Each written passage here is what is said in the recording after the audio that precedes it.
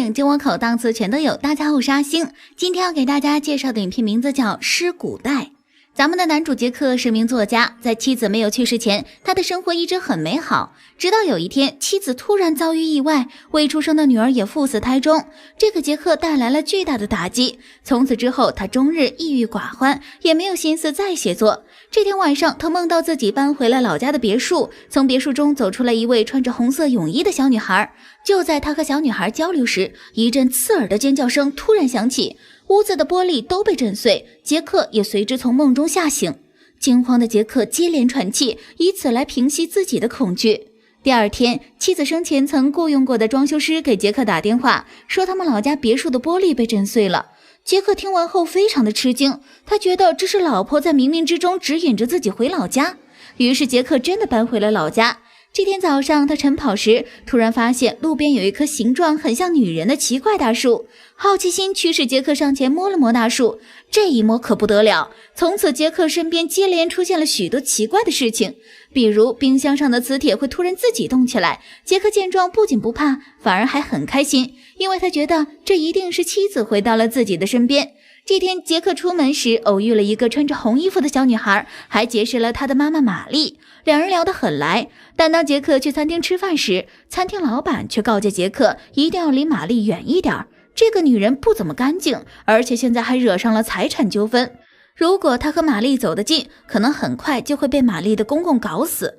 果不其然，这天晚上杰克就接到了玛丽公公的电话。玛丽公公询问他为什么要帮助玛丽儿女。杰克听完只觉得莫名其妙，怎么现在这世道帮助人还需要汇报一下吗？但没想到这个老头像有病一样，竟直接找来了警察教训杰克。杰克非常无语，从此便不想再沾手玛丽家的任何事情。谁知就在这时，冰箱上的磁铁却发生了变化。根据磁铁显示的字母，杰克推测妻子是想让自己帮助玛丽。于是不久后，杰克用自己的巧嘴帮助玛丽打赢了官司，两人的感情迅速升温。这件事情也给了杰克许多写作的灵感。这天，正在写作的杰克听到浴室里传来水声，他前去查看，却发现浴室里莫名被放满了污水。突然，一具腐肢冒出，抓住了杰克的手。杰克努力地挣脱，直到管家赶来，这一切幻象才消失。管家觉得杰克一定是中了黑季湖的失心疯，历史上中了这种诅咒的人都会莫名地想淹死自己的女儿。杰克很无奈，他不知道自己为什么会这样。直到这天早晨，他跑步时又遇到了那棵大树，在一股神秘力量的驱使下，杰克再次轻轻地抚摸了大树。这次的触碰让杰克莫名其妙浑身发软。也就是在当天晚上，玛丽公公竟提出要向杰克求和，杰克自然觉得多一事不如少一事，于是当即选择了答应。但奇怪的是，第二天清晨，玛丽公公突然去世。在他的葬礼上，杰克看到了一位白胡子老头。从白胡子老头紧张的神情里，杰克肯定他一定知道一些不为人知的秘密。于是杰克连忙去追问白胡子老头。原来在几十年前，这个镇子上曾经有一位黑人女歌手来到小镇表演，由于长相出色，她被玛丽的公公一眼看中。那天晚上，玛丽公公带着狐朋狗友一起侮辱了黑人女歌手，还当着她的面将女歌手的女儿丢进黑季湖里。悲伤欲绝的女歌手在临死前立下恶毒的诅咒，诅咒这些人的后代，只要生的是女儿，就都会被溺水淹死。听到这里，杰克明白了，自己的祖先正是这群歹徒中的一员。这么说来，杰克的妻子应该也是早就知道了这一切，所以才一直在寻找破除诅咒的办法。根据种种迹象推测，妻子应该是已经找到了破除诅咒的办法，可还没来得及实施，就已经和肚子里的女儿一起出了车祸。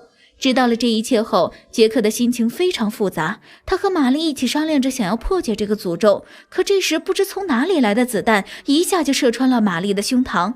杰克追出去和凶手撕扯，他知道这是小镇上的人派来的。为了解除诅咒，大家都想杀死红衣小女孩，因为她是歹徒们的最后一个后代。但杰克不愿意这样做，在妻子的指引下，他找到了破除诅咒的办法，那就是挖出女歌手的尸骨，并将碱粉撒在上面。但女歌手的尸骨去哪里找呢？这时杰克想到那棵大树，他笃定尸骨就在大树下。果然杰克猜的没错，在一番深深的忏悔后，他将碱粉撒在了尸骨上，女歌手的灵魂得以安息，诅咒也随之解除。故事的最后，杰克收养了红衣小女孩。这个故事改编自史蒂芬金的同名恐怖小说，故事极具悬疑感，恐怖画面也设计得可圈可点。同时这部影片也告诉我们，有因必有果，欠下的孽债终有一天是要去偿还的。所以在为人处事时，一定要以道德为先，不要做违背良心的事情。好了，以上就是本期阿星谈电影，下期节目同样精彩，小伙伴们千万不要错过哦。